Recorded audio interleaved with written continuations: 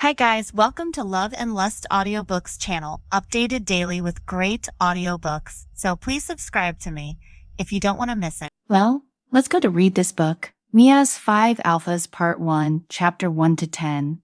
Chapter 1, Just Like a Song. My head was spinning against the beat of the house music. The pulsing thump became distant to my ears as the man with a high-pitched and oily voice dragged me up the stairs. "Pretty girl, come upstairs with me. I guarantee it will be amazing," he promised. My skin crawled even as the drugs he'd put in my drink dulled my motor skills and senses.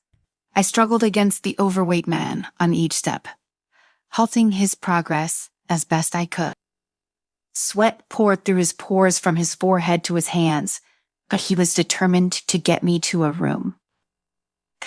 The longer I struggled, the weaker I became. I didn't want to give up, but I began to feel really powerless and helpless. The drugs were winning against my willpower.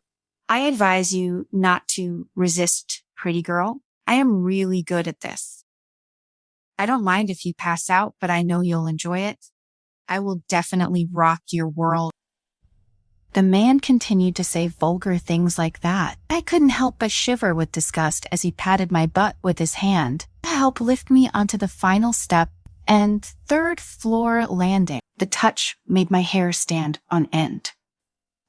Still, the revulsion inside me could not stop what was about to happen. We'd gone up 3 flights of stairs into the hallway.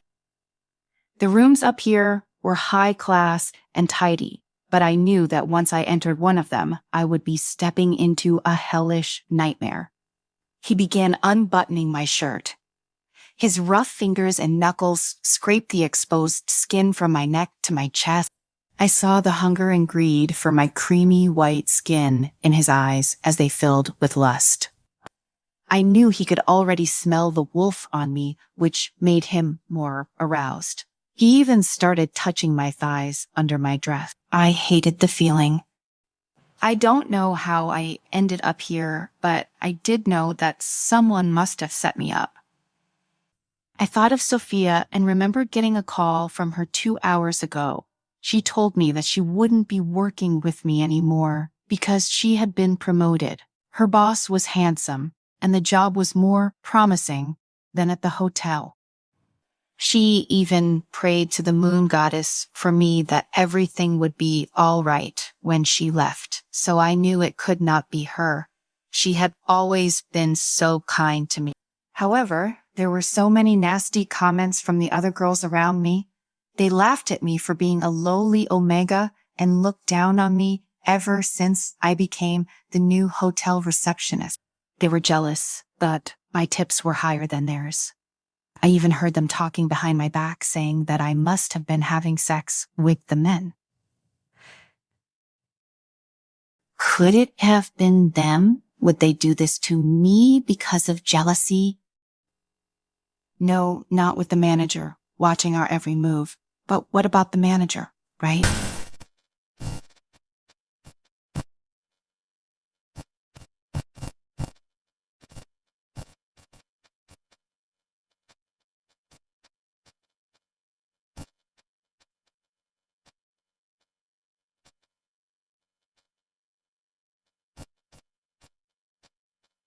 I should be happy and drink the wine given to me. I thought I saw something dark in those crooked, sly eyes behind the black framed glasses of the manager.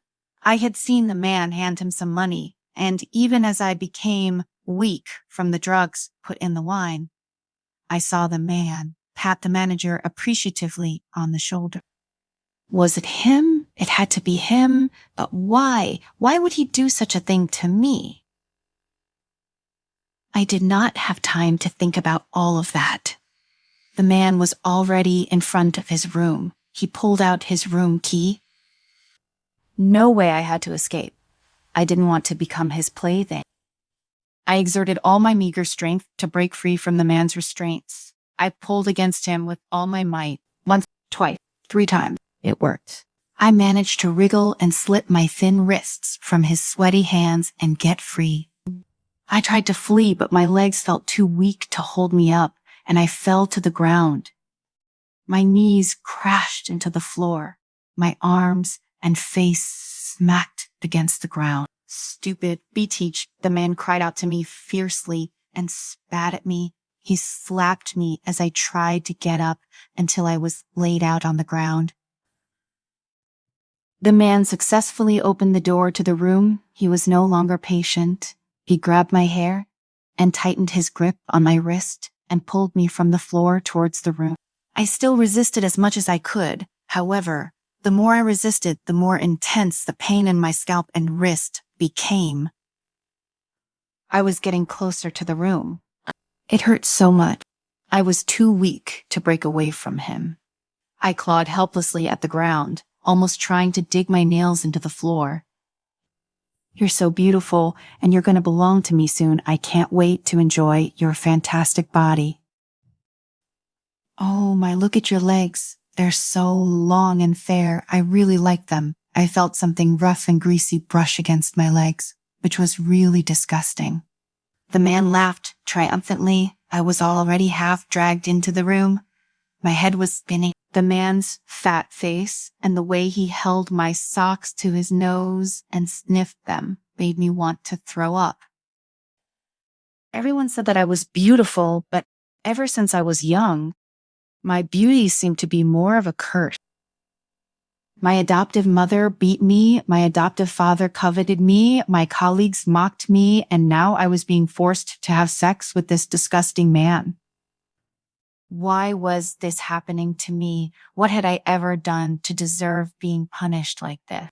I became much too weak to fight anymore and gave into feelings of despair and helplessness. There was nothing I could do as I began to black out. Suddenly, I felt the fat man release my hair and wrist, and large, powerful arms held me securely, supporting my weight. I leaned into my hero's powerful body and relaxed in the comfort of his warm scent. I mumbled to this unknown man for help. Help, help, me's, help me. Don't be afraid. The man took me in his arms and bent his head to my ear to comfort me. His voice shook me to my core in a wave of pleasure that washed all through me. F-kikak, how dare you hit me? I heard the fat man yelling. He must have been knocked down by the strong man who came just now. I turned my head and watched as he got up. I saw him take out a dagger from his waist. It flashed a cold silver light as he pounced over to us. My rescuer didn't put me down. Instead, he said, "Hold me tight." Then he flew up. I was shocked as I quickly wrapped my arms around him and clung to him for dear life. I saw that he didn't use his hands. He just kicked the dagger away with one foot and kicked the bad guy in the face with his other foot.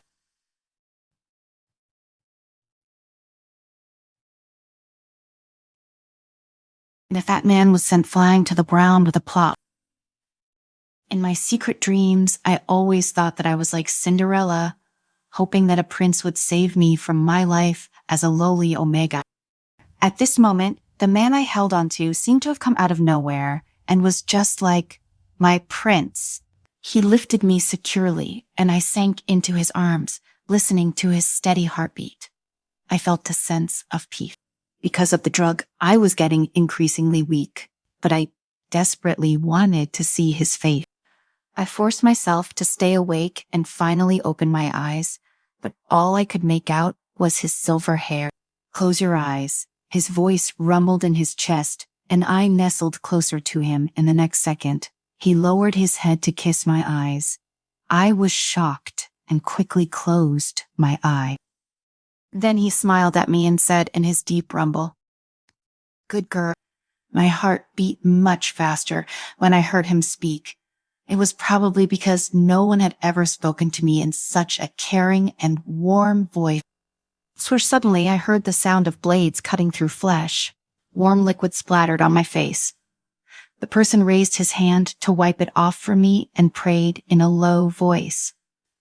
The only words I could make out before I lost consciousness were, "Please forgive me, moon goddess." When I regained consciousness, I felt the sun on my eyelids. The sunlight forced my eyes open. it was already the next day.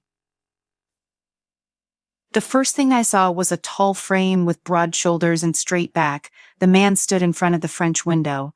The sunlight gilded him and made my savior look like an angel. I couldn't take my eyes off him. "Are you awake?" He turned around and I saw his features. He was more handsome than I had expected. His gaze was intense, which made me blush. I blinked rapidly and looked away from him. I remembered what he'd done to save me and was very grateful to him. "Thank you," I said. He seemed to shrug nonchalantly and said, "You're welcome." When he stepped closer to me, I caught the distinctive scent of him. It was the scent of the aristocracy. "Thank you," I said again. He had reached my bed, and I cast my eyes downward. I dared not to look at him. He lifted his hand and pinched my chin, forcing me to look at him into his fierce blue eyes. "Is this how you usually look at people?" His deep voice rumbled in a magnetic coldness that made me shiver. I didn't understand him. He was as handsome as I'd seen and felt last night, but maybe because I was sober now, I felt that he was slightly different now. "Let me introduce myself. My name is Krell, the alpha of the Arendel pack."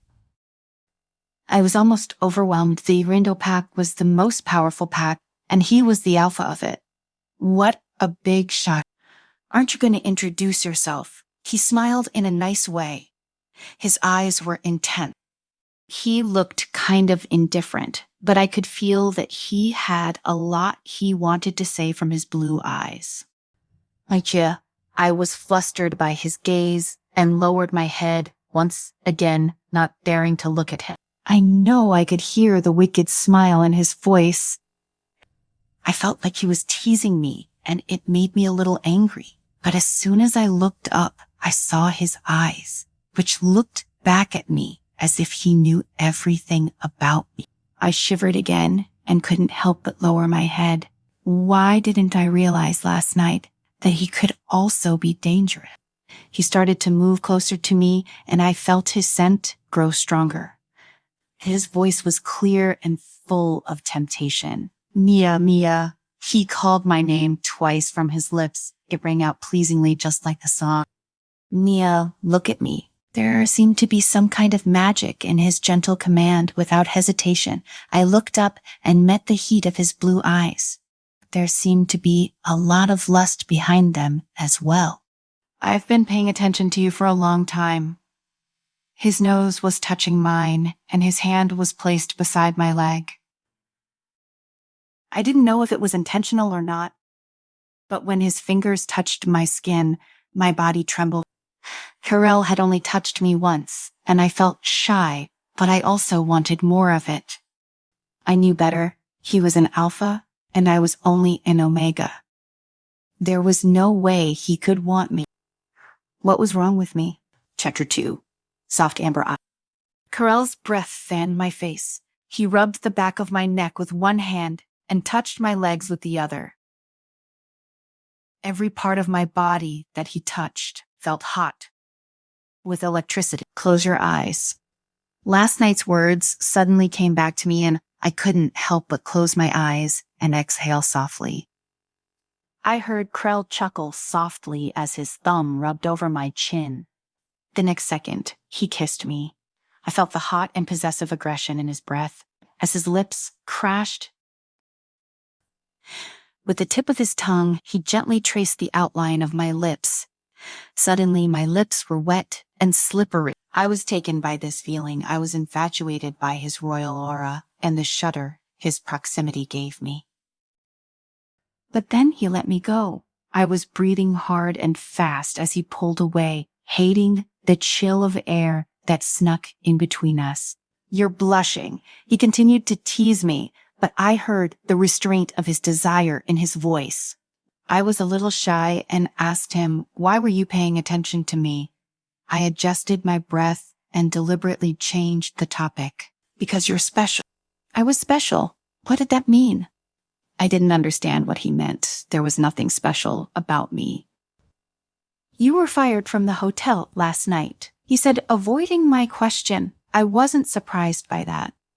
Do you want to come work for me? That question did surprise me. Krell lifted an employment contract from the table and handed it to me. I looked at the document. It was a job with no description and a very generous salary.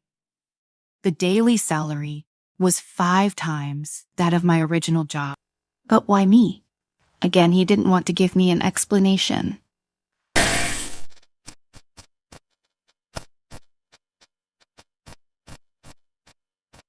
Then he said nothing more.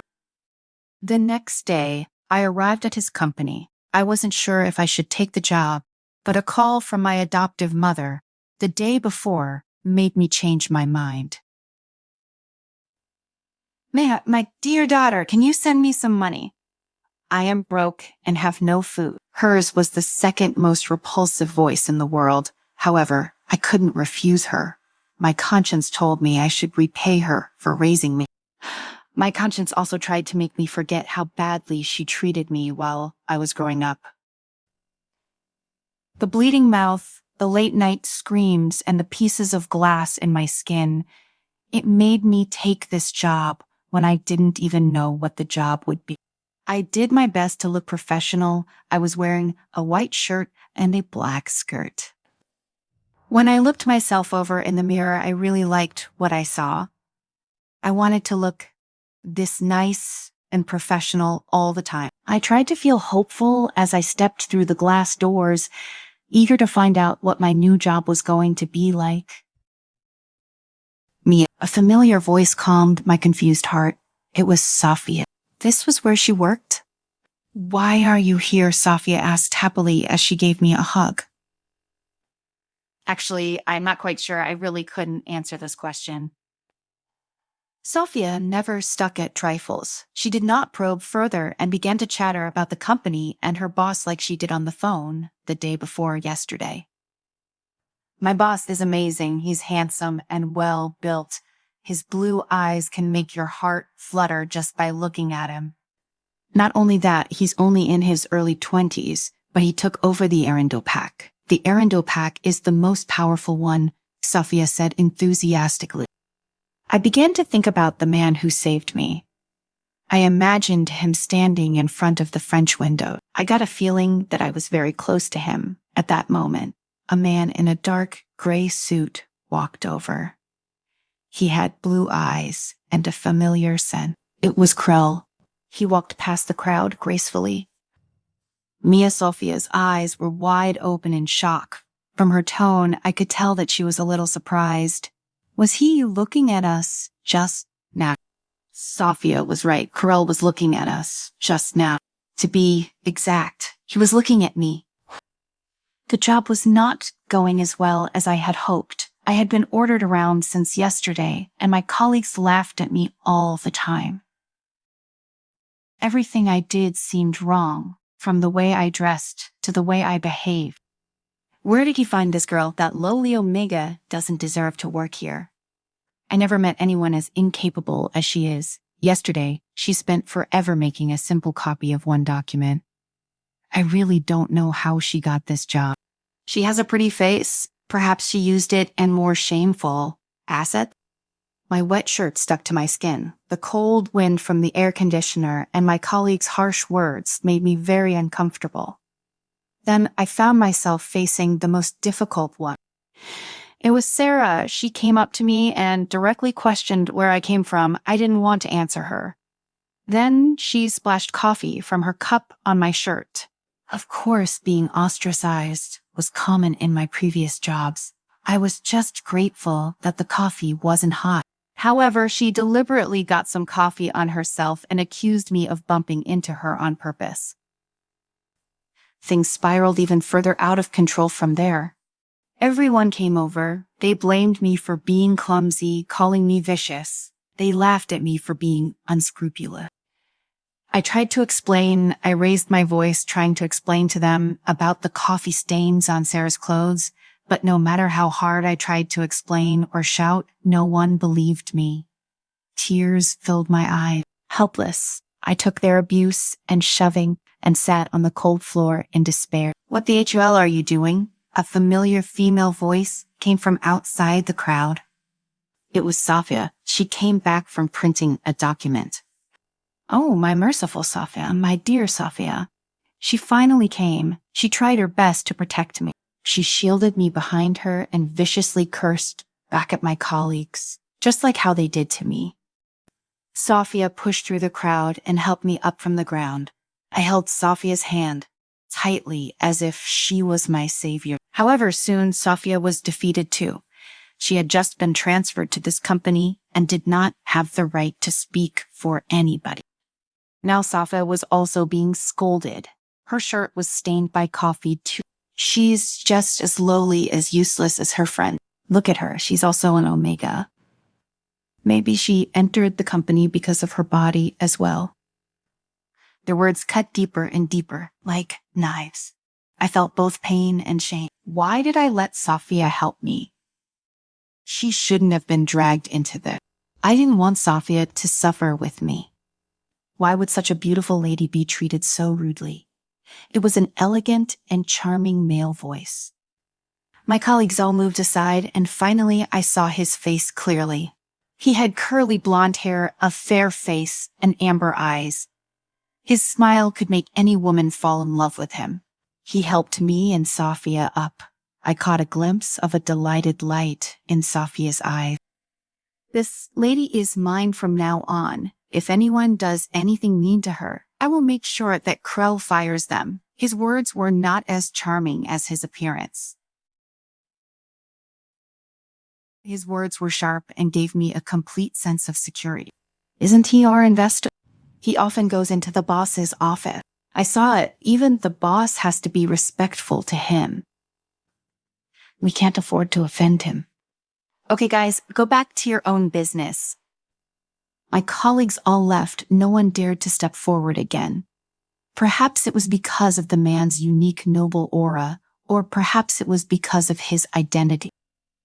This was the second man to help me in less than a week. Sir, do you remember me? Sophia suddenly shouted as she approached Locus. Locus replied calmly, well, I don't remember having met such a beautiful lady like you before. Sophia wanted to say something else, but Locus had already turned his gaze to me. He took my hand and held it tightly in his big hands. He stared into my eyes, barely blinking. He then said, gorgeous, sorry, I should have come earlier. You've had a rough time. Would you like to leave this humdrum place and come away with me? This was also the second hasty invitation I'd been given by a high-ranking savior. I looked at him, confused. Who was he? He gave me a polite bow and introduced himself. I'm Locos, the uncle of the Alpha of the Celandia Pack. Another honorable man just like Kryla. Why had they both come to save me? Chapter 3. Is she my mate? Why would either of these great men care so much about me? We were from two totally different worlds. What was so special about me? Mia, he's asking you a question. Sophia's words pulled me back from my thoughts. I rebuffed him politely. I can't go with you, sir. A beautiful lady like you should come away with me. I will treat you like a princess and spoil you. Locas touched my cheek and pressed against my lips with his hand. It was really difficult to reject such a charming person. What do you say? He used his deep voice to tempt me as if guiding me toward a big trap.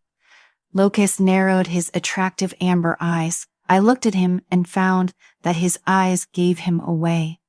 I could see that he was doing this for some purpose. I really can't go with you. My boss has been very kind to me. This job is very good. I was still rational. That's a shame. He sighed, picked up my hand, and gently kissed it on the back. It seemed like a very gentlemanly action.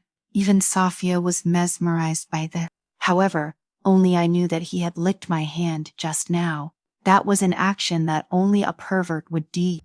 I want you to think about it. He handed me a business card, his thumb brushing the back of my hand, either intentionally or unintentionally, sending a wave of heat through me. The moon goddess will bless you. Locus bowed to me before turning to leave. His back view was as elegant and charming as when he came. It even caused his female colleagues to cheer. I thought of another way to repay your company's debt. I lifted an eyebrow as I looked at Locus. He was a crafty partner. What the hell was he up to now? I leaned back and motioned for him to continue. I want a very beautiful lady. She's in your company. Locus was smiling. I could tell that he was quite determined from his eyes. A very beautiful lady. The first and only person I could think of was Mia, the woman in front of who I had to struggle to restrain my desire. Who is it, I asked? Mia. I knew it. Knowing that Mia was here, I shouldn't have let Locus come to the company. Could it be that Locus was already suspicious? When did I slip up? However, Locus was a bit of a playboy by nature. A beautiful woman like Mia would definitely attract his attention. He was also very smart. Giving up for $1 million for a woman was obviously a loss. Perhaps he had already confirmed Mia's identity. Locus was a person who was plagued by rumors. He had countless lovers, and he had an almost crazy love for beauties. He was never stingy with money to spend on a beautiful woman. It did not seem strange that he would like me. Why her just because she's beautiful? I sipped my coffee and the bitterness spread over my taste buds. This also gave me time to feel more composed. Isn't it enough? Locus asked, looking at me curiously. Duranand, Alice, $1 million. Are you sure? That's a big amount, of course. I wouldn't answer his question either. Locus squinted slyly like a fox and said, I would always spend a big amount of money on beauties. You already know this about me. So, what do you say? It was indeed a tempting deal, but the value of Mia was far more than paying $1 million. Krell, I've never known you to turn down such a great deal. Locus's voice suddenly became serious. An indescribable gloom washed over on his features. Is there anything special about me? He must be testing me. He might know everything already. Answer me, Krell. Why don't you say something? Tell me. Locus continued to ask me. He insisted on forcing me to give an answer, but I couldn't be hasty. What I needed most now was time. I would like even 1 minute. You're such a pain in the uterus, I shouted impulsively. This was the first time I had ever been so rude to my partner. It was the only way that I could get some time to think. Locus, please leave and give me time to think about it without you buzzing all around me. This proved to be very useful. Locus stormed out of my office speechless and slammed the door angrily as he left. Crackvarel, what happened? The mature and steady male voice of my beta Edward asked. He must come here because of the sound of Locus's slamming door. I shook my head and sighed as I extracted and lit a cigarette. The taste of menthol and nicotine spread from my mouth to my lungs.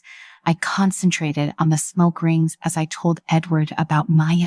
Therefore, I need to find a suitable reason to let Locus think that Mia is important to me. I need to make him feel that it's only right that I don't make this deal and I don't have any ulterior motive. Or should I accept this tempting deal and dispel Locus's suspicion? I said to Edward, I asked for his opinion because I valued his advice. Miss Mia is a very valuable asset to have in our pack indeed. I don't think we should just hand Mia over to Loco. Even if Locus suspects us, it's okay because it means Mia is still under our control. I think you can become mates with Mia. This powerful and irreversible connection would be the most convincing to Locus, Edward suddenly said in a high-pitched voice. I could become her mate. I should become her mate. I felt my heart skip a beat at the idea. Then it began to beat at an abnormally fast rate. This feeling was very strange. It made me feel that something was out of my control, but I also felt indescribably wonderful. Edward saw my strange reaction and then said, well, I'm talking about pretending to be her mate. We approach her only for that matter. She's only an Omega in reality. Of course, she can't really be your Luna. I suddenly felt very unhappy. I didn't like Edward saying that Mia and I couldn't really be mates. I was about to respond to him when I saw her familiar figure through the French window. It was Mia. Her long golden hair fell past her shoulders. She only put on a little makeup, but her face looked extremely young and charming. She was dressed in an ordinary suit, which every woman in the company was in, but any move of her can easily ignite the fire in my body. I thought I must be crazy. I found her irresistible. She was wearing a business suit. The white shirt made her skin look even fairer. She fitted right in the shirt, which made her trim figure look neat. The black slim skirt wrapped around her waist. She must have a fascinating waist. Could Maya and I become mates? This was the only thought on my mind, and I completely forgot about the words Edward just said. That was right. As long as I became Mia's mate, her soft and sweet lips would be mine. Her waist would be mine, and her alluring body would also be mine. It sounded good. I was already looking forward to telling Locus that Mia was my Luna. I wanted Mia to be only mine. Chapter 4, Sweet Kisses. Mia. When I was called to Krell's office, I was filled with confusion and doubt. This was my first time on the top floor. My first time being called to the office, and my first time being called by Krell. Come in. Krell's deep voice sounded. I slowly pushed open the office door and tried my best to look down at the document in my hand that I couldn't put back in time. I felt uneasy. Why did Krell call me here? I looked around the office. There was only Krell and Locos. They were both looking at me now with some strange desires in their eyes. They were both expecting me to go to them. Hey, beauty, we meet again. It was Locus's voice. He deliberately used a familiar tone. It was the tone of a man whispering sweet nothing. I could tell that he was teasing me. Come here. Krell's tone suddenly became extremely gentle, as if I was his most precious treasure. I walked over to Krell. He used his arm to hook my waist. His arms were long and thick, which made my waist look really thin. He rubbed against my waist with one of his big hands affectionately. I could feel the warmth through my clothes. Krell suddenly tightened his grip. I hardly noticed it, as I suddenly fell into Krell's arms. I sat on Krell's lap and instinctively wrapped my arms around his neck. Although there were 2 layers of clothes, I could clearly feel the muscles in Krell's thigh. His thigh was very muscular, which gave me a sense of security. He lifted a strand of my hair from my temple and tucked it behind my ear. He was moving closer to me. Krell's breath kept approaching. His mouth touched my ear, and then he sucked my earlobe, which made me kind of limp and numb. I couldn't help but tremble. You have to cooperate with me. Don't resist, or you will lose your job, Krell whispered beside my ear in a breathy voice. Only the 2 of us could hear his words. I was certain that to Locus we looked like a couple. At that moment, Krell looked up at Locus with sharp eyes. Krell raised his eyebrows at Locus and then said, I thought you didn't believe that Mia is my mate. I'll prove it to you now. Mate? When did I become Krell's mate? Why didn't I know?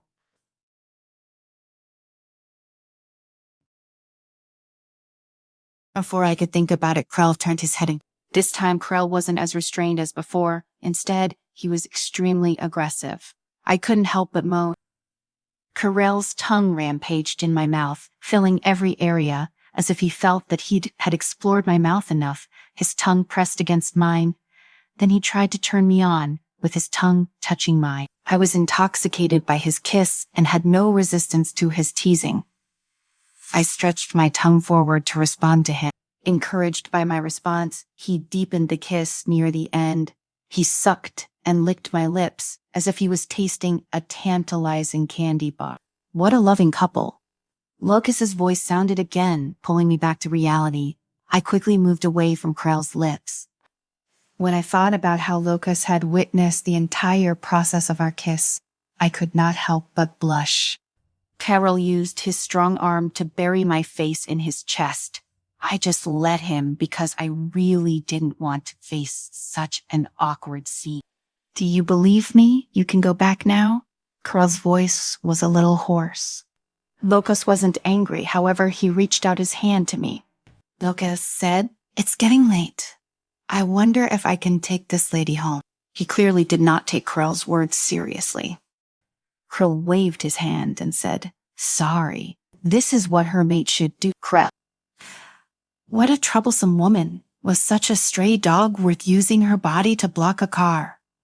Mia was bathing the toy poodle. At this moment, she was smiling very happily, as if she did not remember the danger at all. However, I remembered it clearly. Earlier that evening, on the way to take her home, Mia suddenly forced me to stop my car halfway and rushed madly toward the stray dog in the road. She transformed into a snow-white wolf with shiny fur and protected the poodle underneath her fur. Then she tried to use her body to block a car that was out of control, but she seemed so thin and weak. How could she? This was an extremely stupid move. But my heart suddenly beat really fast. I was scared for her safety. I immediately rushed to Mia. In the process, I turned into a wolf. I had always been confident in my strength, but at that moment, I was suddenly worried that I might not be able to stop the car. I was really worried that Mia would be injured. Keeping her under me, I could feel that she was trembling. She must be very scared. Since she was so scared, why did she rush to protect this dog? The dog was not hers. I did not think I would be sad about the death of this stray dog. I was puzzled by Mia's behavior, but I had to admit that I was fascinated by her kindness and bravery. Then I accompanied her to this place, the shelter for stray animals. "Thank you for what you did." Mia was thanking me, but I was inexplicably angry. I did not say anything. Therefore, she continued as she rinsed and dried the fur ball. "Do you want to pet it? It's more obedient than any stray dog I've saved." Mia smiled brightly and carried the stray dog to me. The stray dog's brownish yellow fur had been dried, and it fluffed up around its head. Its ears dropped on both sides, like large teardrops. I compromised and reached my hand to the toy poodle's head. Then Mia put her hand on mine. "You should pet it like this along its fur." Mia pressed her little hand on mine. She was teaching me how to pet a dog, but I wasn't in the mood to learn that. All my attention was focused on Mia's face. She looked extremely charming. Now the way she looked at the small animals in the shelter was so loving. She was like a gentle goddess. I recalled her anxious expression when she saw the stray dog in danger.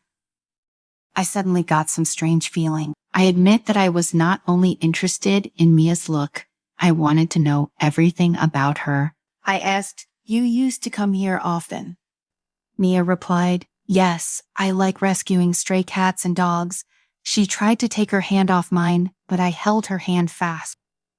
Why, I was curious. Why would she waste her time and energy and even risk herself for such a useless creature? Because I used to be like them. Mia was still smiling, but her smile was no longer bright. There were tears in her eyes, and under the dense light, she looked adorable. My parents passed away when I was born. I used to be a stray like them, a rogue. I had no home, no place to shelter from the wind and rain. Mia's tears flowed uncontrollably down her cheek. Actually, I had already investigated Maya's background. I didn't mean to make her recall such sad memories. At that moment, I felt Mia trembling like a small, injured animal. The warm light was not bright enough for me to clearly see Mia's face. I leaned closer to Mia and looked at her moist eyes.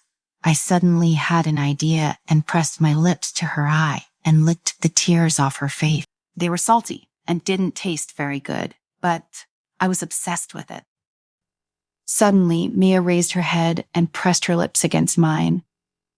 I felt her tongue licking my lip. Her breath was sweet, and I couldn't resist it. My heart started beating fast. My breath caught in my throat, and I was turned on. Chapter 5. We are fated. Mia. Curl's kiss that night was even more intense than in the office. I was held in his arms like a leaf swaying in a storm, unable to breathe, and his ferocious kiss stormed. His tongue wrapped around mine, sucking hard. He teased me with the tip of his tongue from time to time. He didn't let go until it was numb. The intimate sounds of our mouths intertwining filled the narrow space. I was a little shy and regretted taking the initiative to approach. The poodle was still whimpering in my arms, which made me blush even more. Seeming to notice my lack of concentration, he punished me by biting the tip of my tongue with his teeth. The tip of my originally numb tongue felt pain and pulled me back from my thoughts. His tongue began to stir in my mouth again, setting off waves. Eli groaned emotionally. I recalled what Safia told me about him. Safia said that he was powerful and noble from a completely different world from me, but he was currently infatuated with my mouth. We were so close and touching so intimately. Suddenly, I felt a chill down my spine. He lifted my shirt. I exclaimed, in any case. This was not a suitable place to do anything further, and I was unprepared. I pushed him away and pressed my hand against his hard muscle, sensing my resistance and panic. The poodle also cried out and resisted Krell's actions toward me. However, Krella completely ignored it. He held my hands in one hand and raised them above my head to the wall. His tongue was still squeezing the air in my mouth and licking my lip. Without the restraint of my hand, the poodle was able to land. It was biting at his pants, trying to pull him away from me. I'll let you off today. Just as I thought Krell would go further, he let go of me, his voice a little hoarse from suppressing his arousal. I finally said goodbye to him at the shelter, and we both agreed that we were no longer in the right state of mind to be near each other. However, as I walked alone towards my home, I regretted my decision. I walked down the cramped and damp alley from time to time. I could hear the rustling of rats in the trash can in the corner, but there were more in the dark. Knock, knock, knock. My heart was pounding like a drum, ready to jump out of my chest at any moment. The sense of being spied on followed me like a shadow. I felt countless dark hands reaching out from the darkness, trying to pull me into the unknown. I subconsciously quickened my pace and hugged my arms, but I still felt the creepy feeling, which was as pervasive as the night wind. My hearing was infinitely magnified. I heard the scuff of the stalker's shoe behind me like a viper hissing its tongue. I didn't dare look back, and I forced myself not to, as if I could hide from the stalker behind me. By doing so, I could deceive myself that I was safe, that I could walk safely through this alley. However, the devil in the dark finally reached out its tentacles. I heard footsteps behind me getting closer, heavier and clearer. "Mia, my dear daughter," the greasy, wretched voice rang out, and a hand came to rest on my shoulder. This feeling stiffened me on the spot. I turned around and met a terrifying old face that filled my eyes. His eyes were bloodshot and wide as if they were about to burst out of their sockets. His nostrils were flared. One could see the current excitement on his face. His jaw was slack, leaving his mouth open in an unnatural shape, and his black teeth hung twisted on his gum. It's my foster father, the person I hated most in the world. Memories of the past roiled in me. I remembered his hand on my thigh, trying to lift my skirt. I remembered waking up in the middle of the night with him leaning over my bed, sniffing at my feet. I remembered that he was going to tie me up and strip me naked. The memories terrified me. I didn't dare look at the man in front of me. "Do you want to come home with me, my dear daughter?" His hand moved to my arm. He exerted his strength, trying to pull me away. No, I won't go with you. Don't do this," I shouted and begged desperately, hoping he would let go of me. However, it was useless. After more than 10 years of living together, I had long understood that he had no kindness or sympathy towards me. I started to call for help. I should call someone, but who could save me? Instinctively, the name popped up in my mind. I desperately flipped through contacts on my phone. Krell. Found it. I clicked on Krell's number. With only a push of the dial button, I'd be out of this crisis. My fingers moved quickly. The number had already been dialed. I was about to be saved.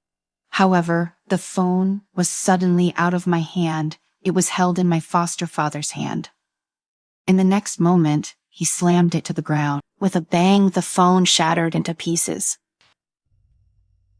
What do you want to call for help? Don't even think about it. You're mine tonight, baby girl. His mouth was next to my ear. He continued to move down, trying to kiss my neck. Help someone help me, I shouted desperately, hoping that someone could hear what was going on here. Stop shouting. I've walked around. There's no one here. Just enjoy it in peace. He laughed triumphantly, starting to unbutton my shirt. I struggled violently to escape. Let her go. The voice was not loud, but it was very powerful. Who's the busybody? My foster father shouted impatiently. I told you to let go of her, or you won't be able to walk out of this alley. The newcomer's voice was very pleasant, like a summer breeze. His threatening words were also extremely pleasant. Help me. I took the opportunity to break free from my foster father's restraints before I grabbed the man's sleeve. The man held his hand back on mine, trying to soothe me. Give her to me, my foster father roared and rushed toward the person. With a beautiful sidekick, he knocked my foster father down. Do you know him?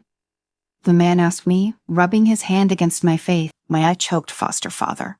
Has he always treated you like this? The man asked. Large tears rolled down my face. I whimpered and couldn't speak. I could only nod in response. Beast, the man cursed in a low voice and punched at my foster father. An hour later. Looking at the magnificent villa and then at the man, I regretted it. I had been so impulsive to follow him here. I forgot to introduce myself. My name is Simon. He smiled and extended his right hand to me. Mia, I shake his hand. Why did you bring me here? I asked, wondering why he would bring a newly met stranger to his house. Oh, Mia, don't misunderstand, Simon.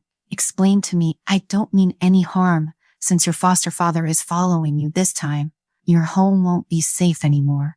No one has lived in this house. You can stay here for the time being. He pushed the door open for me, and I saw the environment of the house. It was many times larger than my dilapidated rental. There was a red fluffy carpet on the ground, tall wine shelves by the door, and crystal chandeliers glowing with warm light. Such a magnificent house. Simon took me to each of the rooms one by one. The bedroom had a comfortable bed and floor-to-ceiling windows. There was a huge bathtub in the bathroom. I imagined that it must be very comfortable to soak in it. In the study, there were many portraits and books about the moon goddess, our most respected deity. Moon goddess. I walked past the bookshelves, one by one, flitting and caressing lifelike portraits and old books. These were all very sweet. Simon pulled out a chair for me to sit down across from him at the desk. From now on, this is your home, Mia. His voice was gentle and pleasant, like a spring breeze flowing through my ears. I felt my heart soften into a pool of warm spring water. What did you say? This is my home. I couldn't believe what I was hearing. Yes, you'll be living here from now on. You're being followed by your foster father. He knows where you are going. It's no longer safe there. Stay here, Mia, Simon explained patiently. His gentleness reassured me. Yeah, I definitely couldn't go back to the rented place, and I wouldn't be able to find a suitable house anytime soon. After all, I didn't have any money now. Staying here seemed to be my only choice. But why? Why did he give me so much help the first time he met me? How can I repay you? Although he was very charming, I knew that there was no such thing as a free meal in this world. Why was he treating me so well? Don't worry, just stay here. I think we're fated. Simon's tone was very relaxed. He was trying to ease my tension. Huh? I was stunned and didn't know how to answer. Why are you so cute? He pinched my cheek with an indulgent smile on his face. Aren't you gonna sleep? He asked suddenly. It's late. He pulled me to the bedroom before he took off my shoes and gestured for me to lie down on the bed. I lay down obediently while he sat by the bed and guarded me. Close your eyes and sleep. I'm always here. His hand covered my eyelids. Even if I couldn't see it, I could imagine his gentle eyes looking at me. There were only a few lights on in the house, and only a little yellow light outside the window. The wind stirred the treetops, and the branches swayed with it, casting dappled shadows in the moonlight. The house was quiet. The only sound was our breathing. Chapter 6 altogether now. I listened to Simon's breathing, and my heart slowly calmed down. Then I gradually got sleepy. Suddenly the mattress shook, and my sleepiness completely dissipated. The hideous face of my foster father suddenly appeared behind my eye. I was so terrified that I reached forward, grasping at air until I felt a pair of warm hands. And those hands held mine. Well, so you're not asleep? It was Simon's voice. I opened my eyes and saw Simon standing by my bed. I said, feeling a little shaky, I'm still a little scared. My foster father had never been a good father. I was afraid of being alone. Simon touched my head and lay down beside me. He gently grabbed my shoulder and made me face him. Then I won't leave. How about we chat? Simon suggested, and I nodded. Mia, can you tell me about yourself? He put his arm around my shoulders. Then he patted my back gently, as if he was comforting a child. Simon was polite. His attitude made me believe that there was no malice in his question. My life is probably not that interesting. I'm really not very good at telling stories, especially my own terrible experiences. I'm not asking you to tell me a bedtime story. I want you to share the story of your life with me, just like old friends would do. It was strange how Simon's voice easily warmed me. I was about to say something, but my nose twitched. This was the first time someone had taken the initiative to care about my experiences. My past was always looming over me, like dark cloud. Simon touched the back of my head and let my head rest on his chest. He was encouraging me to continue. I whimpered in Simon's arms. Then I said in a trembling voice, my real mother died when I was born. As I spoke, I unconsciously touched the moon-shaped necklace hanging around my neck. I felt really upset. What about your biological father? Where is he? Simon stroked my back and asked carefully. My biological father also passed away in grief after my mother died. The people kept calling me an orphan. My foster father always wanted to do something inappropriate to me, but my foster mother wouldn't let him. She just wanted to be able to sell me at a good price. The tears flowed uncontrollably, wetting Simon's shirt, but he didn't mind. Instead, he hugged me tighter. Sorry to hear that. I'm glad I was there today. It's all right. You're safe now. Simon touched my head again, running his fingers through my hair, combing it again and again. This feeling was very pleasing. It made me feel like I was loved and cared for. I looked up into Simon's eyes. They were gray, green, gentle, and amorous. They were as intoxicating as beautiful turquoise. I should be happy, but I still could not hold back my tears. Mia, you're very good. This shouldn't have happened to you. I'll protect you from now on, Simon said as he gently stroked my back to comfort me. I buried my head in Simon's arms and said in a muffled voice, Simon, why are you being so nice to me? Simon said, aren't we friends? But I didn't offer you any help. I was agitated and looked up to meet Simon's eyes. However, Simon seemed to want to dodge my eyes after a second. He looked back at me and said, you being able to come to my side is already the greatest help to me. But I wanted to say something again, but Simon pressed his index finger against my lips. indicating that I should not speak anymore. Mia, it's already very late. Aren't you tired? I'm very sleepy. Simon yawned. Don't think about anything else. I'll sleep well with you tonight. Just forget your painful memories for the time being. Okay, don't worry. I'll always be around you tonight. No one will be able to hurt you. I'll always protect you. Simon continued to repeat these words softly. They reassured me. The moonlight shone through the window and covered it. I soon got sleepy and fell into a beautiful dream. Was this a scepter? And this was a crown. Why was I dressed so elegantly like this? I was in midair, like a god glowing with golden light. The endless blue sky was my background. The golden sun was my attendant. It was the same dream again. It was me in fine clothes again. It was an image of myself I had dreamed of since I was young. My dress was made of purple velvet, overlapping with gold and silver thread, which formed a complex coat of arms. Beside my hand was a heavy wolf-headed scepter encrusted with gem. My head felt heavy. Although there was no mirror, I had an inexplicable feeling that it was definitely a gorgeous crown. I had never dressed up like this in real life, but I find it so familiar in my dream. Mia, my only master, I am willing to serve you forever. Did someone just call me? I looked around and saw that it was a light gray wolf. Its eyes glowed green. It smelled like spring grass, refreshing and gentle, reminding people of all the beautiful things in the world. It seemed to be Simon. Mia, wake up. When I opened my eyes, I saw Simon's fair face. He was looking at me affectionately. Get up and have breakfast. Simon put his arm through the back of my head and helped me sit up. I don't know when you should be going to work, so I thought I'd better wake you earlier. I looked at Simon and his green eyes. They were exactly the same as the wolf's eyes in my dream. Even their expressions were somewhat similar. I had never seen Simon's wolf form, but I was certain that the wolf in my dream was Simon. Why did Simon say that in my dream? A few days passed. This was the first time Mia had taken the initiative to knock on my office door. At this moment, she was holding a box with both hands. Inside was a pendant. This is for you. Mia held the pendant in front of me. For me.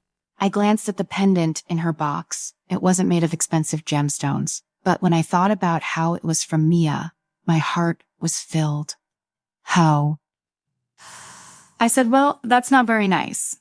I pretended to dislike the pendant when I looked at it. Mia lowered her head as if she just made a mistake and said, I'm not very good at it. She actually made it herself. That made me more interested in the gift, Mia. You are so attractive to me. I'm not talking about the pendant. I pulled one of Maya's wrists. She was very thin. With just a pull, I made her fall into my arms. Shh, you should put it on me yourself. I deliberately whispered that beside her ear. Mia blushed. She buried her head in my chest. I could feel her rapid breathing. She lay in my arms like this for a full minute. She seemed to treat this place as her personal space and completely ignored my presence. I liked to spend time with her like this and did not disturb her. She might have thought about this very hard. Then she raised her head and sat up right on my lap. I could feel her hips as she wrapped her arms around my neck and put the pendant on me. She lowered her eyes, and I saw her thick eyelashes. They were very long and black. I really wanted to touch them. Well, here you are. Mia looked up happily. I could feel the pendant on my neck. She had already put it on me. She wanted to get up, but I was still enjoying her fragrance. I grabbed her waist to prevent her from getting up. You're really bad. Mia's face got totally red, and her ears were also red. She was flirting with me. We were just like a real couple, and I enjoyed it a lot. I reached for the pendant around my neck and brought it to my eye. It was a perfect moon goddess figurine. The expression and figure were just right. I could tell that she was very careful when making this. I gently fondled Mia's slender waist. Her body trembled with it. I liked Mia more and more because of her pendant, her face, her figure, her kindness, and the intoxicating feeling she gave me. Mia then said in a coy voice, "Krell, stop touching me. I have something to tell you." I asked, "What is it?" "Thank you. I did not expect that she would thank me." "For what?" I buried myself in her hair and breathed in her scent. I really couldn't resist her current appearance. "Thank you for offering me the job. Thank you for blocking the car from me." The way Mia answered my questions seriously was really cute. "Isn't it too late for you to thank me now?" For some reason, I liked teasing Mia like this. Her shy look made me feel extremely satisfied. "And do you want to repay me with just a pendant?" I continued. "After you saved me that day, I wanted to thank you immediately, but Mia blushed. She was too embarrassed to tell me what happened that day. But I still asked her, what?" Mia bit her lips and did not say anything for a long time. I could see her shyness.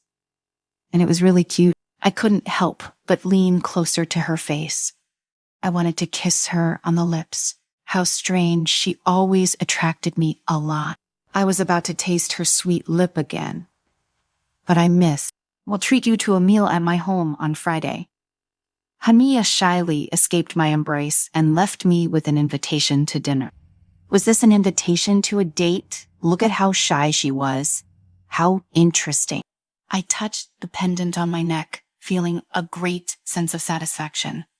It was clear to me that I was besotted with Mia. I wanted to possess her because I was used to holding what I liked in my hand.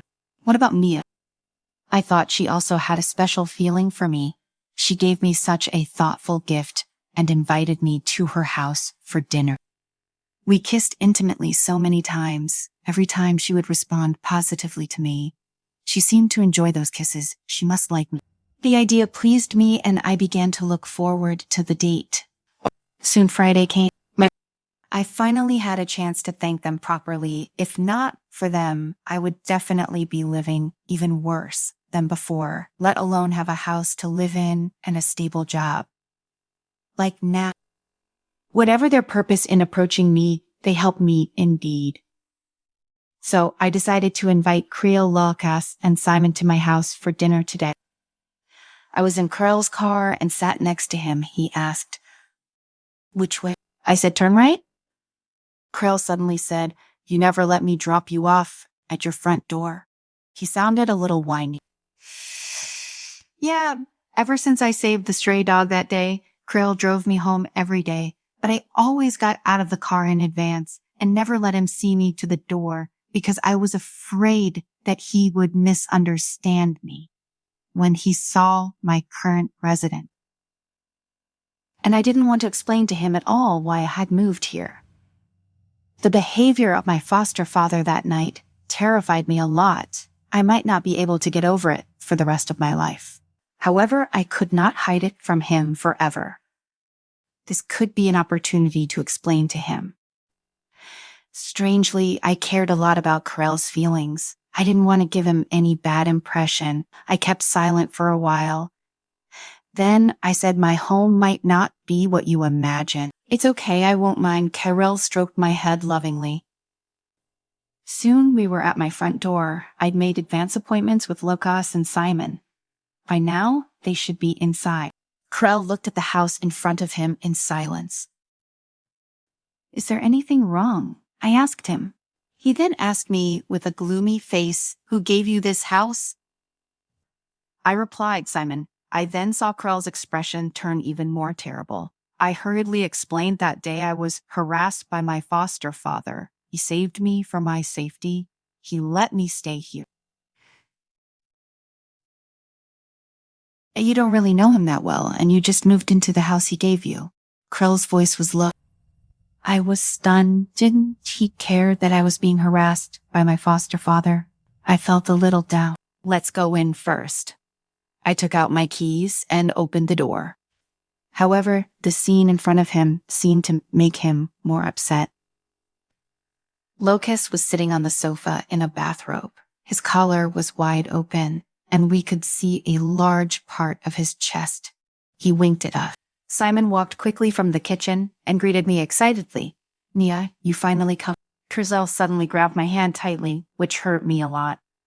Chapter 7, Too Many. Krell. Shit. What's going on with these two guys? I thought this would be a private dinner, and that Mia had invited me for a private dinner. That guy called Simon was even cooking with Mia in the kitchen. They were chatting and laughing, and he even touched Mia's hand. Simon, this uninvited guest. Wait a minute. Simon, it was such a familiar name. He was War Shrine Pack's successor. How did he know to Mia? Could it be because of Mia's identity? I felt the veins in my temples begin to pound. Lucas alone was already difficult enough to deal with. Krell Lucas sat opposite me and called me. He smelled the same as Mia. He used Mia's shower gel. Lucas must have done it on purpose.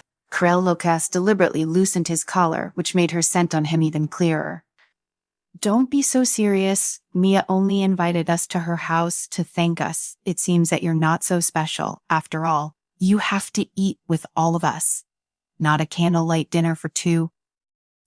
Damn it. Locus liked to say things that pissed me off. He clearly saw how Mia was intoxicated by my kiss and how protective I was of Mia. Although we didn't have a formal ceremony to confirm our relationship, I had clearly become the most special one in Mia's heart. Ever since Locus had asked me for Mia, I hadn't had anything nice to say to him. I firmly believed that it would be the same this time, so keeping silent was the best choice. The food was already on the table. Mia sat beside me. I couldn't help but hook Mia's little finger under the table. However, Mia looked at Locus and Simon worriedly. She moved her hand away from mine. She rejected me just because of those two guys. Mia announced the start of dinner. My attention shifted to the meal. The steak was cooked just about medium, while the red wine emitted a strong aroma after it was placed, and the salad glowed seductively under the light. It was a good dinner. It turned out that Mia was a good cook. But I was not in the mood to eat. I saw the moon goddess necklace around Simon's neck. It was identical to the one Mia had put on me in the office. The necklace and meals were never exclusive to me. I realized that I was not special in Mia's heart. A wave of strong anger surged in my heart. I couldn't stand Mia's closeness to others, and I couldn't accept that Mia wasn't mine alone. I left this dinner party and this 4-person game. It was a week later at the annual moonball. The gorgeous crystal chandelier, the champagne glasses that were piled up to 3 feet high, and the men and women in luxurious clothes all showed the luxury and liveliness of this ball. Sophia and I were sitting on a soft sofa and chatting. Mia, why are you still standing here? Why aren't you taking advantage of the moonball to dance a few more times with the boss? You should at least consider the promotion and salary increase. He's so busy. If you don't take the initiative, he will definitely forget about you. Sophia urged me to look for Kershaw. I don't think that's necessary. We danced already. Once saw at the beginning, I stammered. What's wrong with you and the boss? Sophia asked, concerned. You didn't say anything to him when you danced, did you? I don't know. I also felt strange about the way Carl and I got along lately. We didn't talk at all. Actually, I didn't know why either. Ever since we parted on bad terms at the thank you dinner, we hadn't said anything else. You can't do this. You have to talk about your problems face to face, Sophia said seriously, as if she were a relationship expert.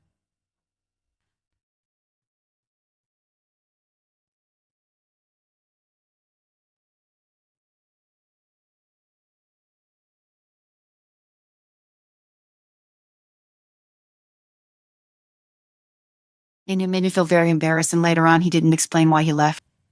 Our relationship, perhaps he got tired of it and took the initiative to distance himself. We were now purely on professional boss-employee terms. I subconsciously ignored the frustration in my heart and felt a little indignant. Did I do something wrong? Wasn't Krell the one who left without a word of explanation or apology?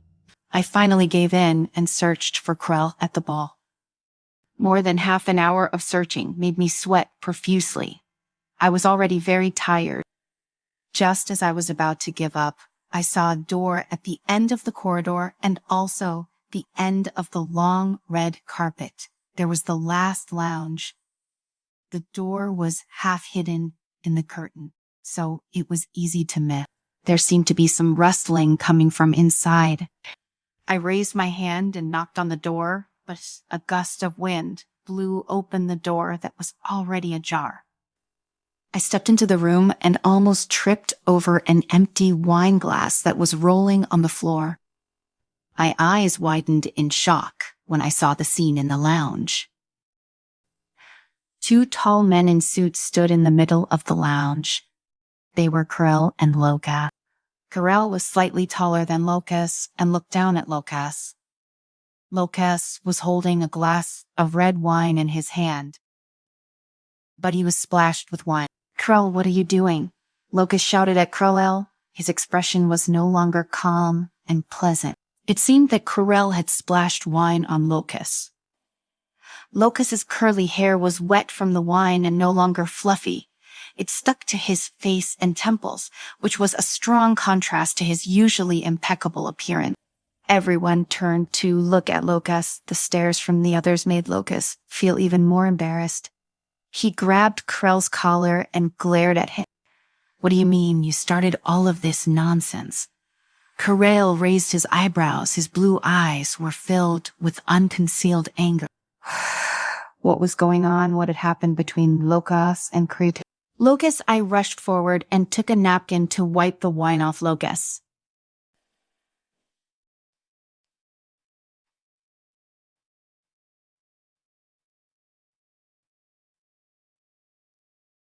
Finally saw me, smiled when he saw me. My hand was still covered with red wine, which was dripping down my hand.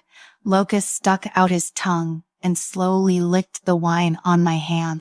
I saw that Locus's gaze was always fixed on Krell. It was a provocative look with the smugness of a victor and an indescribable cunningness. The feeling on my fingers made my mind go blank, and I couldn't help but clench my other hand. He seemed reluctant to part with the sweetness of my hand and sucked my little finger. One last time. Krell swung his fists at Locus with a bang. Locus was knocked to the ground. A bruise immediately appeared on his face, and a trail of blood flowed down the corner of his mouth. Locus, I couldn't help but shout. I wanted to check on his injury. However, Krell did not give me that chance. He leaned down and wrapped his arm around my arm. Then I felt a lightness in my body and was carried by Krell. "Oh, moon goddess!" The crowd gasped. They were all surprised by Krell's action. "Put me down, Krell. There are so many people watching," I shouted and kept slapping Krell's back. Krell completely ignored me. "Put me down," I shouted again. "Why did you hit Loco?" I thought that Krell would ignore me, but he stopped. His big hand slapped my butt twice. The slap was so heavy that it was embarrassing. "You are not allowed to mention him, Krell," attracting even more attention from the other. The feeling of shame made my cheeks burn up to my neck, and I was carried all the way from the lounge with everyone watching. Finally, when we reached the rooftop, Krell put me down. My feet touched the ground. "Krell, what's wrong with you? Why did you splash wine on Locus?" I questioned him. "Why did you dance with Locus?" Krell's voice was surprisingly low, like a deep pool at the bottom of the valley. It was as if there was an unknown beast lurking that could devour me whole. "Dancing with Locus." "Oh, right. We danced 3 times in a row." "Answer me," Krell roared. He shook my shoulder violently. I saw everything. "Why did you dance with Locus?" "I was only out for a short while, and then you were with him." "Why can't I I hated the feeling of being reprimanded for no reason. It made me feel I was as cheap as a slave. Anger made me speak without thinking. I'm single. Why can't I go looking for my mate? Carell let go of my shoulder. He put his arms around me and hugged me tightly. You're my mate, Carell roared. His chest heaved violently. You can only be mine. We're just pretending. I pushed Carell away. I turned to leave, but Carell grabbed my wrist from behind. If you dare to leave me, Carell's chest rose and fell as he said, you will regret it. That commanding tone again. I couldn't understand why he was being unreasonable. He was always angry for no reason, and I hated it even more when he ordered me around like that. I regret it so much. I regret knowing you. I turned my head and shouted. Tears welled up in my eyes, but I fought to keep them from falling. I shook off Carell's hand and left the rooftop. Chapter 8. A Good Match. Edward. Oh, what did I see? Who were the two people hugging on the rooftop? They were so close together that it reminded me of when my wife and I were young. But that didn't matter anymore because the girl pushed Carell away. They separated, and I saw their faces. Those two people were actually Carell and Mia. I thought I might have been wrong. Their confrontation didn't last long before I saw Mia run away. She was furious. Mia, this bold girl, actually rejected Carell. That was our supreme alpha. Many women were crazy for him. Carell, I moved closer to him. Carell saw me and lit a cigarette. The night wind blew through his hair, which was no longer tidily arranged, and folded haphazardly over his head. The distant neon lights shone on his face, outlining the sharp ridge of his nose and the handsome line of his brow. I had to admit that our leader was really handsome. I felt that Mia was not worth him wasting so much energy and emotion. What are you doing here? Not surprisingly, Carell didn't want me to see his disappointment and loss of control. As Carell's beta, it was my duty to keep Carell sober. You shouldn't fall in love with Mia. Why? Carell's voice was extremely low. That was usually a sign that he was about to flare up. However, he was suppressing his anger. I was grateful for his patience in that moment toward me. Oh, why? The answer to that question couldn't have been more obvious. My most respected alpha, you should remember the reason why you approached Mia in the first place. Don't let your emotions get in the way of our mission. My mind was clear enough and my words were calm enough. Edward Carell took a drag of his cigarette. He always liked to smoke when he was thinking. Have you ever thought that perhaps there's more than one path to our goals other than controlling Mia? There might be another way. For example, making her fall in love with me and willingly help our pack. I watched the smoke gradually spread in the air and then completely dissipate. Okay, I admitted that this was indeed a good idea.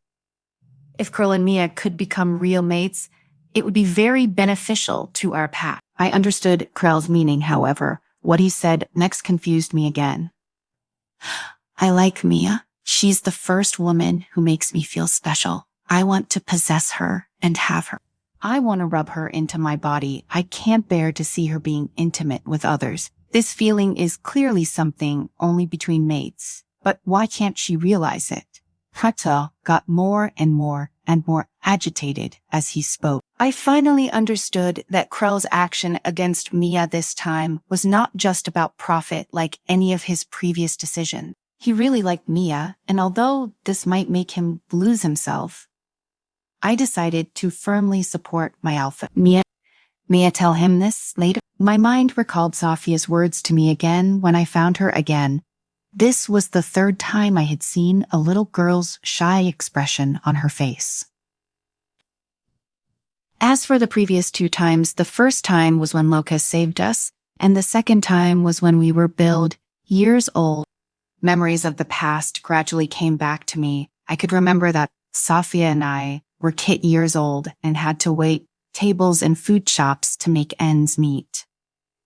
On a thunderous night because the restaurant floor was too slippery, Sophia accidentally spilled food on the customer's clothes. The pot-bellied man was furious and was about to slap Sophia when a slender and strong hand suddenly stopped him. "Sir, why do you want to make things difficult for a little girl?" That was Locus. At that time, Sophia was already scared silly. I quickly rushed over to protect her and repeatedly bowed to thank this kind gentleman. However, Locas only smiled indifferently. The greasy, middle-aged wanted to continue shouting, but he was persuaded to leave by Locas with a wad of dollars. "That's enough for 10 new shirts." Only then did the fatty walk away in embarrassment. Locus turned his head and smiled. He stroked Sophia's head, gently reassured her not to be afraid, and slipped her a business card. However, Sophia seemed to have lost her ability to speak. She stared fixedly at the tall man opposite her, and her face turned redder and redder. It wasn't until Locus walked away that Sophia hugged me excitedly and said she wanted to be a woman matching him. I was such a terrible friend. I should have recognized that Locus was the man that Sophia had been attached to for many years. I knew she would never change. She had fallen deeply for Locus. Now, at the moonball, she begged me to put in a good word for her in front of Locus in order to dance with him. I danced with Locus for a total of 3 times, but he kept showing off and bragging, so it didn't give me a chance to tell him. Then Locus left with Corel, and I didn't find him until I found them arguing in the lounge. I calmed down in the bathroom. After briefly tidying up my makeup, I stood in front of Locus. This time he probably wouldn't talk nonsense. "Mia, what's the matter?" Locus called me. His hair had been styled and was as romantic and charming as before. He was still in his suit.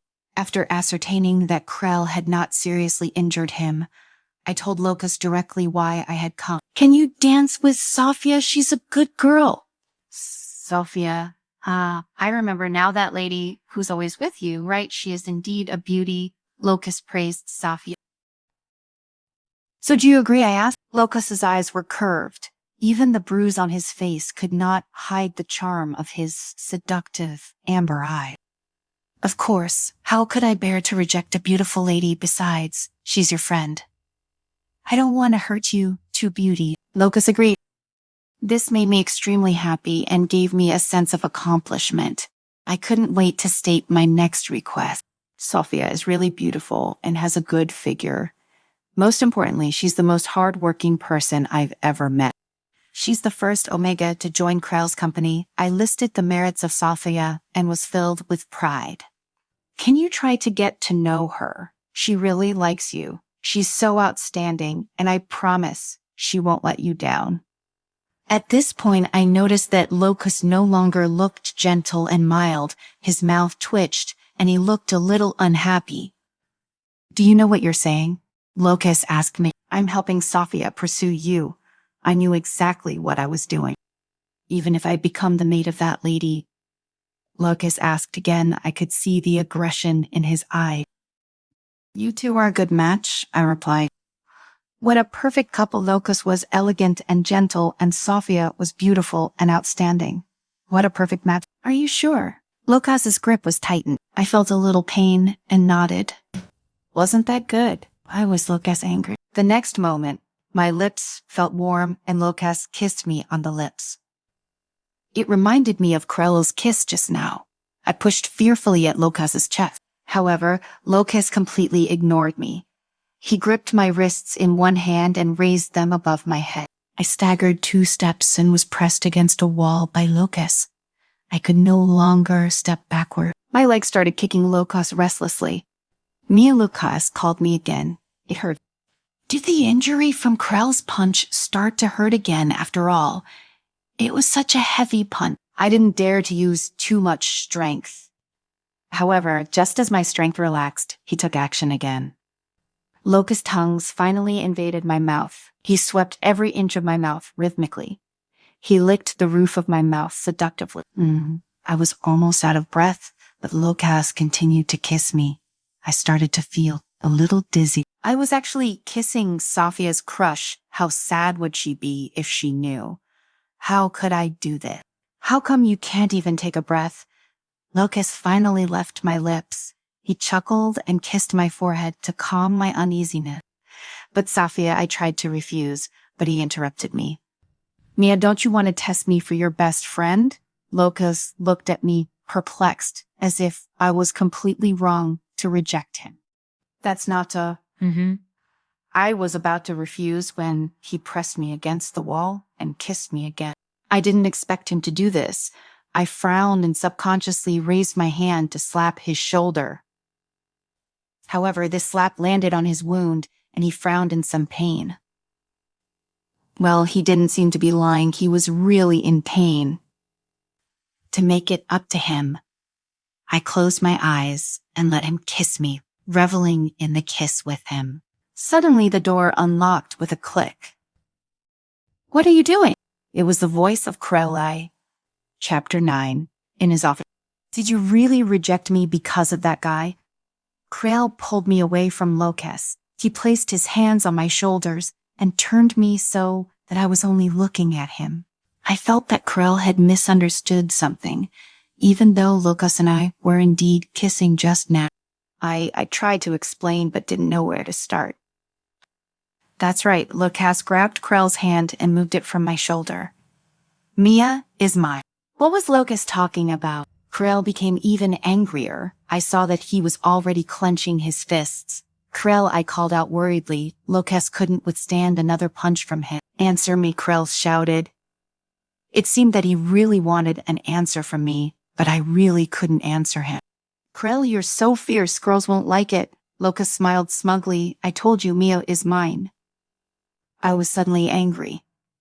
Why did Locus compete with Krell for me like I was a toy? He didn't even ask me. Krell's eyes stared straight at me. His blue eyes were like a bottomless sea on a stormy night. I told you a long time ago that Mia is my mate. No one can take her away from me, Krell roared. Why was Krell saying the same thing as Locus? They never cared what I thought. Do you choose him or me? Locus focused in my direction as he questioned me. But why should I choose between them? It was my freedom to become mates with whomever I wanted. Mate, of course, I'm the alpha of the Arendel pack, the most powerful pack, Locus. You're nothing, Krill answered for me. Oh, I have money that no one can match, no matter how powerful your pack is. You still need my funding, don't you? They argued and showed their advantages, as if whoever was better would get me. I was dumbfounded. Were all the things Locus said when he kissed me also lies? They never even asked me if I liked it. As long as the stronger party gave the order, I had to carry it out without hesitation. I was never more than a toy for them to fight over. Stop, I shouted with all my might. I've never been anyone's plaything. Disappointed, I ran away from this moonball. Neither Locus nor Krell should belong to me. I yearned for freedom. I wanted to be respected. I didn't want to be a pearl they fought for and manipulated. A bouquet of red roses lay on my desk. There were a total of 6 roses, each of which was in full bloom. The petals were still dripping with water, looking delicate against the carefully trimmed and matched green leaves. It was already the 10th bouquet of roses. Cruel would put a bouquet of roses on my desk every day since that day of the moon ball. He still wanted to take me home after work. But how could I agree? He and Locus treated me like what I wanted didn't matter. But I never expected that he would follow me in his car when I didn't accept. He drove slowly and accommodated my pace. As a result, he blocked the entire road and attracted a wave of abuse from passersby. He would even come to me personally and invite me to dinner. This made my colleagues discuss among themselves, and no one dared to bully me anymore. When I was overwhelmed with flattery from my colleagues, I highly doubted that Criviel did it on purpose. However, it did feel good to be protected by him. 10 days had passed. I thought I should have a proper talk with Corral. We should have finished, shouldn't we? but he was the first to find an excuse to let me into his office. The moment I pushed open the office door, I regretted it. As soon as I opened the door and closed it behind me, I was pressed against it. His scent kept getting closer and clearer. He buried his head in my neck and kissed and licked my neck and then my collarbone. I couldn't take the sudden heat and called out to him. "You're finally willing to forgive me," Krell bit my neck gently. His voice sounded with a sense of yearning. "Hello, we need to talk," I said, trying not to make any other sounds. "Talk about what you and Locas." Krell's expression changed. "I won't give you to him easily. I'll respect you. You're not a plaything." Krell was competing with Locas again. There was nothing between Locas and me. "You're mistaken, Krell. I just wanted to explain it to him quickly. Locas took the initiative to kiss me. I didn't reject him for fear of touching his wounds. You have to believe me. I'm not with him." Krell was stunned and looked at me in surprise. "Really?" Krell asked, looking straight into my eyes as if to make sure I wasn't lying. I nodded. Locas wasn't the one I wanted. I wouldn't be a compatible mate for him. Krell's kiss suddenly landed, passionate and urgent. He couldn't wait to pry open my teeth and wantonly plunder my breath. I bit him hard. "Krell, do you remember what happened at the moonball?" He froze. "I'm not with Locas." I put a hand over his mouth and pushed him away. "But that doesn't mean I agreed to be with you." His expression turned dark, but he actually forced himself to pull away from me. This had never happened before. "Mia," he said sincerely, "you should give me a new chance to respect you." I was stunned. I didn't expect Krell, who had always been domineering and arbitrary, to say something like he was giving in. He looked at me with such sincerity that I found it hard to resist. My heart was pounding, my breath coming in ragged gasps. Strange feelings flowed between us.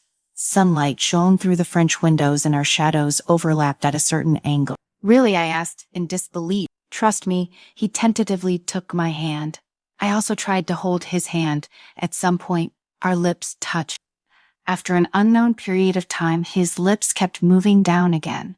My chin, neck, collarbone, and all bare skin were almost kissed by him. Yet Krell didn't seem to be satisfied with that. I saw his long, strong hand reach to the collar of my shirt. With a gentle flick of his fingers, he unbuttoned my shirt. I felt a sudden chill on the front of my chest and looked down to see that my shirt only had 3 buttons left. Krell stared at my exposed skin. His gaze was unconsciously fixed. I saw him swallow, which resembled the action of a ferocious beast seeing its prey. He lowered his head and kissed my chest reverently. It tickled, and I couldn't help but raise my neck. However, I was also very curious about what Krell looked like when he was doing this, so I couldn't help but look down. Krell was sucking on my chest, and the sound made me blush. I saw red marks appear where he had sucked. They looked extremely ambiguous, making one's imagination run wild. "Mia!" Krell called my name over and over again. His voice was extremely sexy, tempting me to sync with him. But this was the office. What were we doing now? Krell. Oh, wait. My breathing was ragged. This is the office.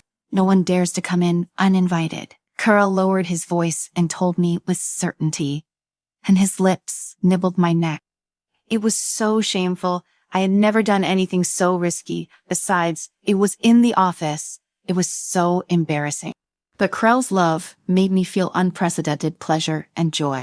Shame and pleasure tugged at me. I felt as if I were about to be torn in half. Krell suddenly stopped what he was doing. He bent down and picked me up by the waist. Then he thoughtfully wrapped my legs around his waist to prevent me from falling. He came to the desk and placed me on it. The desk was so high that I was a head taller than Krell when sitting on it.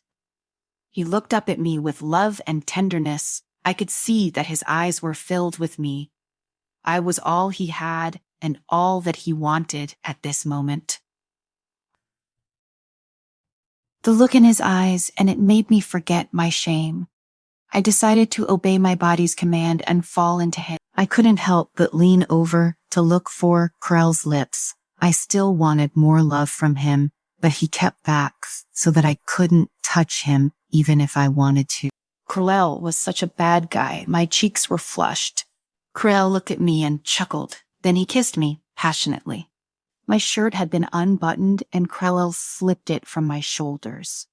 It was hanging halfway over my arm and my upper body was covered only by a bra. His kisses began to move downward again like a fire snake that insisted on setting a blazing trail all over my body. He said again, "Mia, I have to protect you. I'll make you a beautiful greenhouse flower without any more suffering. I want to make you depend on me alone. I won't let anyone else touch you."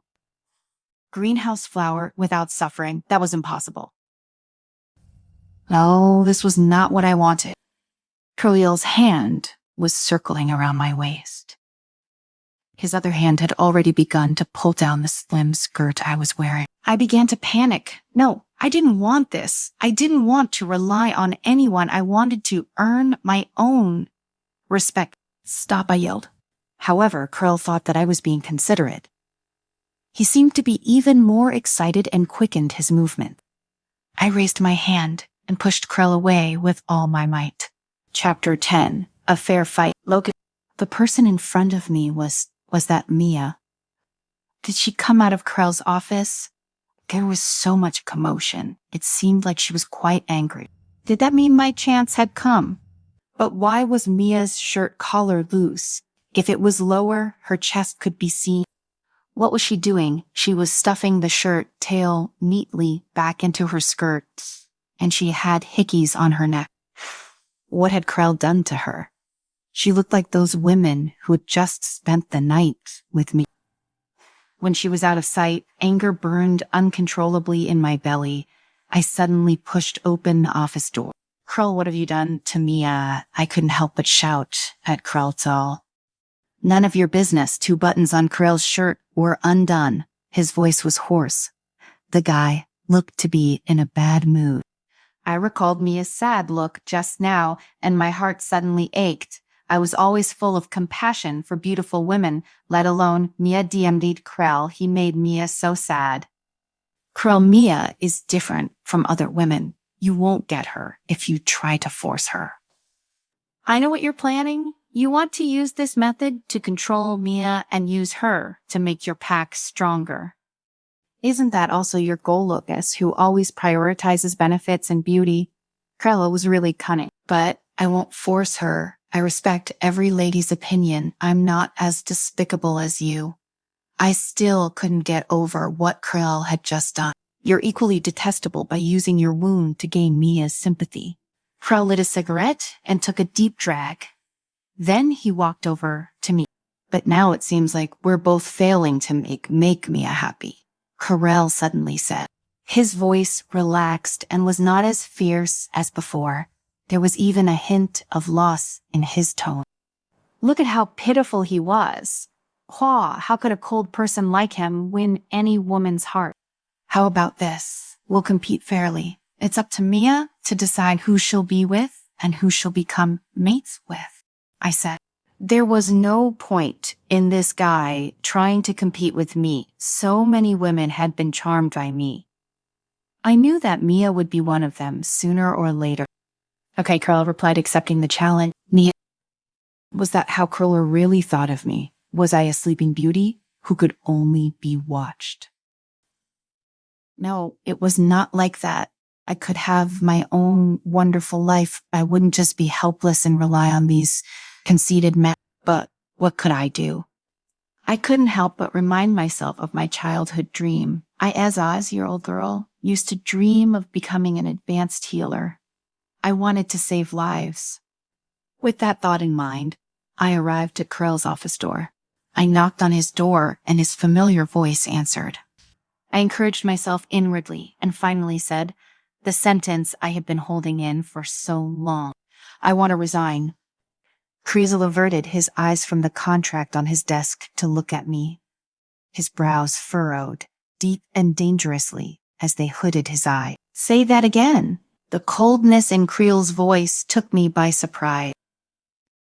I don't want your protection anymore. I want to resign. I don't want to rely on you. I clarified. Oh, did you find a better job than you have here right now? Carell asked.